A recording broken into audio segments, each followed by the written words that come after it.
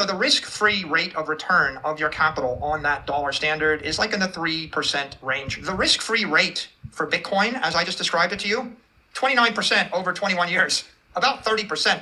So the way I look at investments is when you're pitching me an investment idea, I say, well, I've got a lot of money in Bitcoin and I'm expecting about 30% risk-free for the next 20 years.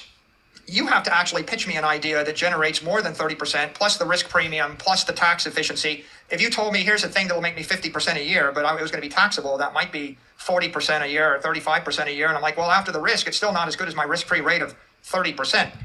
That's the insane part. So even if you do find a stock or investment that's worth more than Bitcoin, as he says, and he says that it's going to increase by about 30% over the next 21 years, okay?